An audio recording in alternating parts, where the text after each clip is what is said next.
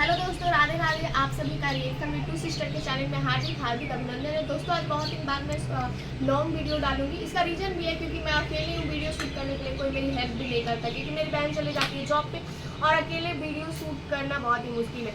दोस्तों आज से कुछ दिन पहले बिहार में एक घटना हुई थी जिसमें बहुत सारे नेता थे जो राष्ट्रगान चल रहा था, सब लोग शांति से खड़े थे। वहीं पर जो नीतीश कुमार जो है वो राष्ट्रगान के दौरान कुछ लोगों से बात कर रहे थे, कुछ लोगों को नमस्ते कर रहे थे। ये वीडियो बहुत वायरल हुआ था। तो उस पर श्रीमान लालू जी यादव जी के छोटे पुत्र ने बोला था कि ये बहुत शर्मनाक चीज़ें है कि नीतीश कुमार ने जो किया है इससे बिहार और बिहार के लोगों का शर्म से सर झुक गया है कि एक नेता को ये चीज़ शोभा नहीं देता। किसी ने बोला कि उनकी पर्सनल लाइफ है, तो उन्होंने बोला कि नहीं, किसी नेता की पर्सनल लाइफ नहीं होती। तो मैं पूछती हूँ कि चलिए ठीक है, नीतीश कुमार ने जो किया वो किया, खैर उनकी एक उम्र भी हो गई है, वो करने लायक, इसको जस्टिफाई उम्र से नहीं किया जाता है। लेकिन चलिए ठीक है, उन्होंने जो किया उन्होंने किया, लेकिन उन्होंने राष्ट्रगान के दौरान सिर्फ हरकतें की थी, वो भी गंदी हरकतें नहीं की थी। उन्होंने किसी को प्रणाम किया था, किसी से कुछ बातें कह रहे थे, चलिए हम उसको गलत मान लेते हैं। कम से कम चारा घोटाला तो उन्होंने नहीं किया था, मर्डर क्रिमिनल रेपिस्ट के साथ उठते बैठते तो नहीं थे, खुलेआम बिहार की जनता को धमकी तो नहीं देते थे कि अगर आप ये नहीं कराएंगे तो आपका गला रोक दिया जाएगा। और रहा बात कि किसी नीतीश कुमार जी पढ़े लिखे आदमी है, कोई अनपढ़ गवार बकरी चराने वाले आदमी या औरत आकर बिहार की सीएम तो नहीं बन गए। ऐसा तो नहीं कि वो अपनी सारी फैमिली, जितने भी उनकी फैमिली वाले हैं, सबको पॉलिटिक्स में ला दिए।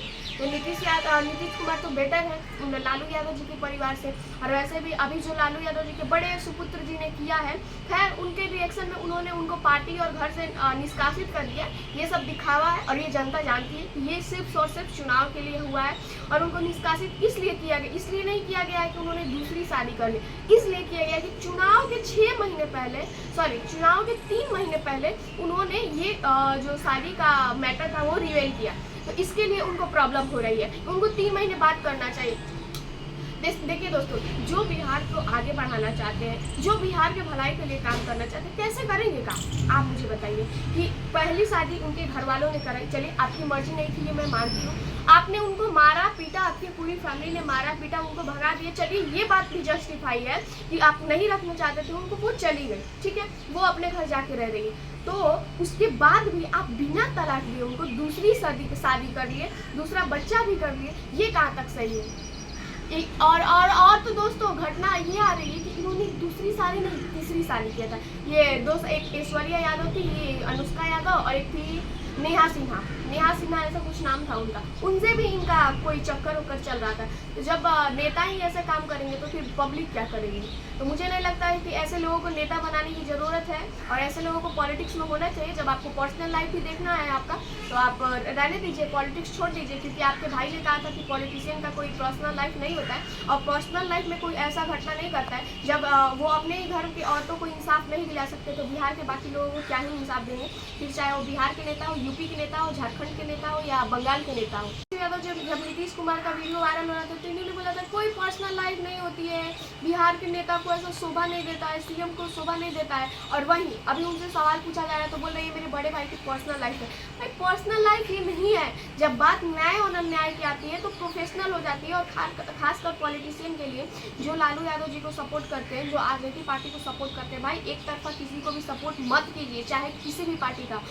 बहू को लक्ष्मी माना जाता है, हमारे यहाँ बहू को बेटी सामान लिया जाता है। लाल पहली उन्होंने गलती की, अपने बेटे के बिना पसंद के, सिर्फ और सिर्फ पॉलिटिक्स के प्रॉफिट के लिए उन्होंने अपनी बहू को लाया, अपने बेटे की मर्जी के खिलाफ, चलिए मर्जी के खिलाफ लाए, घर में भी उन्होंने नहीं रखा, मारा पीटा, वो उनकी बीवी, उनके बेटे, उनकी बेटियाँ, सबने मिलकर मारा पीटा, उनको भगा दिया। तो जो अपनी बहू को ही इंसाफ नहीं दिला पाए, जो अपनी बीवी को नहीं इंसाफ दिला पाए, जो अपनी भाभी को इंसाफ नहीं दिला पाए, वो बिहार के बाकी लोगों को क्या इंसाफ दिलाएंगे? पिताजी जब मुख्यमंत्री हुए तो चारा घोटाला किए, बेटा जब नेता बने तो दूसरी शादी किए, तीसरी शादी किए, अब छोटा वाले बनेंगे तो पता नहीं क्या करेंगे। भाई तो जो भी वो भी क्रिश्चियन से शादी कीजिएगा। और वैसे भी धर्म का लोग, ये हिंदू धर्म के कहने वाले लोग जाके क्रिश्चियन धर्म में शादी करते हैं, ठीक है।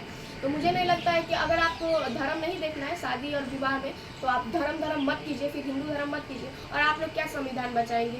क्रिमिनल और मर्डर कब से संविधान बचाने लगे? आप लोगों के तो वो दोस्त है। अगर रियल मायने में कोई संविधान बचा रहा है तो योगी जी बचा रहे हैं। तो मेरा आप लोग से रिक्वेस्ट है, जो भी आप नेता चुनिए सही सोच समझ के चुनिए, क्योंकि पैसों पे और धर्म के नाम पे चुनने वाले नेता ना हमारी लाइफ बर्बाद कर सकते हैं, और सिर्फ 5 साल के नहीं, अगले 15-20 साल तक का ये लोग लाइफ बर्बाद कर देंगे। तो मुझे लगता है कि एक ही पार्टी की बार बार सरकार नहीं बननी चाहिए, नई पार्टी की सरकार बननी चाहिए। फिर मैं ये वीडियो करती हूँ यहीं पे ख़त्म। आप लोग बताइएगा कि मेरा वीडियो कैसा लगा, कमेंट करके। तब तक के लिए बाय बाय।